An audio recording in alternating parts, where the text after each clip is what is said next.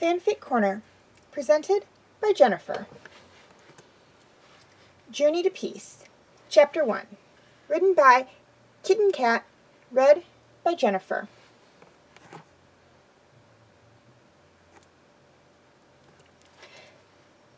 It's him.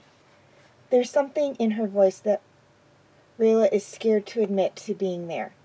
Fear, probably. Maybe a bit of horror. So Regum, she adds on for Callum's sake. The prince still looks confused. Rayla only had one thought as she stared at the dragon in front of them, though. Run! Hide! Do anything to get out of there alive. Callum, we need to get out of the open. She glances around. There's a multitude of places they could duck into and hide. No good caves, but places to hide nonetheless. When Callum doesn't move, she takes initiative, shaking herself from her stupor. She spins on her heels and shoves him towards one of the cracks. No! Her voice is harsher than she intends, snapping at him. It snaps Callum out of his own trance, and he sprints into the crevice, with Rayla pressing herself in behind him, close to the opening. Even though if they were spotted by the fearsome dragon, it's useless. She grabs her weapons and flicks the blades out into their straight form. There is a great noise, and a few moments later, a heavy rumbling announced the dragon's landing. A head lowers, and a single sky-blue eye blinks at her through the crack.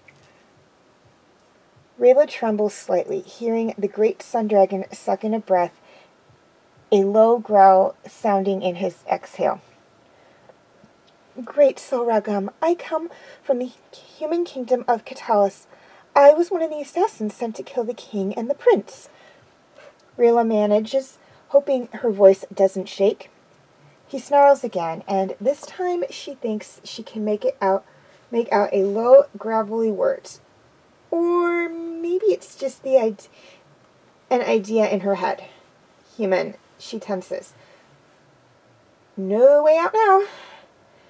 Then there's a low snarl, much smaller and much less scary than the ancient dragon before her, but it makes him recoil. She looks down to see Zim, and had somehow gotten out of the backpack and slipped by her to brace himself in front of her. He growled again, the sound demanding. She could hear Solregum step back. His head bowed, and he let out a low rumble. Some part of her wished that Ezran was here. At least, if they made it out of this, the young king could tell her and Callum what the dragons were saying. Zim let out another series of chirps and growls that Solregum responded to with a rumble before the great dragon took to the sky and returned to his post. The small dragon prince turned to her with what could only be described as a smile. Thank you. Rayla didn't mean for it to come out a breathless exclamation, but it did. She stepped back into the sun, with Zim scampering ahead of her before turning to Callum. The prince looked relieved, and she didn't even think as she flung her arms around him, though he returned the brace instantly. They stayed like that for an unknown amount of time before Rayla drew away from him with pink dusting her cheeks, though it was mirrored on Callum's. Her heart was beating a bit too hard, and she knew why. She had almost said it, but now she knew she never would. Even if she did, there was no way Callum would feel the same. So, should we get moving, right? He rubbed the back of his neck, and she smiled.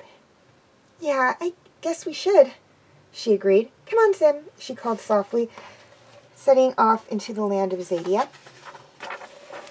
She could feel Solregum's gaze bore into her and Callum as they walked, but she didn't risk stopping, even though it was only midday by the time they passed the great dragon. When she saw a good-sized cave, she ventured into it. Callum, we can rest here, she called back out to her confused prince. But it's only midday, he said. He said it as a question, and he followed her in with them. I know, but we walked all night. Don't tell me you're not tired. He chuckled. I am tired, but I figured we'd keep going. No, now rest. I'll take first watch. He nodded and quickly arranged himself, using his jacket as a pillow. She sighed as she settled down. Zim had dozed off by Callum, so she was alone. She realized she wasn't ready for their adventure to be over, and that's why she was stalling traveling. She wanted to return Zim to his mother and stop the war, but what then? Callum would no doubt return to Katalis to stand beside Ezran, and she didn't know what she'd do. Maybe she could join him and return to Katalis, if nothing else, to ensure the rest of the assassins had been killed. Tears pricked her eyes. She knew what that would mean. Ruan would be dead. She would have to tell Tinker that Ruan was dead. A tear slipped down her cheek, and she didn't wipe it away. What then? Would she ever see Callum again? She looked back at the sleeping prince. It very well might break her heart and kill her to never see him again. Maybe they could find a way to stay together. If he wanted to. Even if she never told him her true feelings, and even if they were just traveling partners or something like that, it would be better than never seeing him again.